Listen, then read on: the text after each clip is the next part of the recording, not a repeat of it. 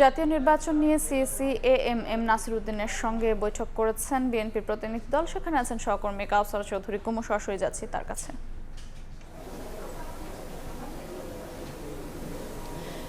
বিকেল চারটা নাগাদ বিএনপির স্থায়ী কমিটির সদস্য নজরুল ইসলাম খানের প্রতিনিধিত্বে 3 সদস্যের একটি প্রতিনিধি দল নির্বাচন কমিশনে আসে এবং আসার পর প্রধান নির্বাচন কমিশনারের সাথে বৈঠক করেন এবং সেই বৈঠক এখনও চলমান রয়েছে। প্রায় 1 ঘন্টা অতিবাহিত হচ্ছে। আমরা যতটুকু জানতে পেরেছি যে তারা নির্বাচনের সার্বিক কমিশনের সক্ষমতা এবং কি কমিশনের কাজের অগ্রগতি সম্পর্কে তারা জানতে এসেছেন এবং দলের পক্ষ থেকে তারা সহযোগিতার আশ্বাসের কথা বলেছেন যে একটি রাজনৈতিক দল হিসেবে কমিশনকে যতটুকু সহযোগিতা করার তারা সর্বোচ্চ সহযোগিতাটুকু করবে যাতে করে ভোটের সুষ্ঠু পরিবেশ নিশ্চিত থাকে। এছাড়া রাজনৈতিক দলগুলোর আচরণ কেমন হবে, যেহেতু অনেকগুলো আইনের সংশোধন এনেছে নির্বাচন কমিশন, রাজনৈতিক দলগুলোর আচরণবিধিতে সংশোধন এনেছে।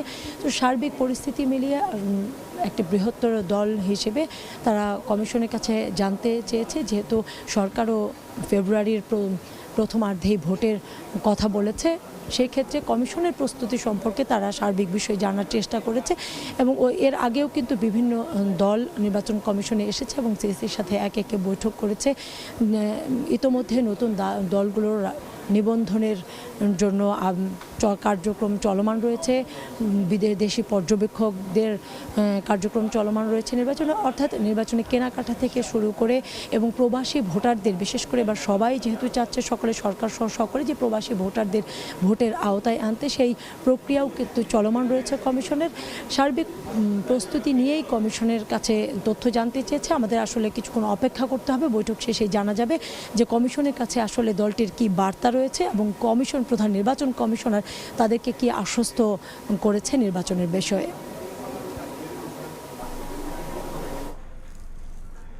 সিএসির সঙ্গে বিএনপি প্রতিনিধি দলের বৈঠকের খবর জানছিলাম আগারগাঁও থেকে।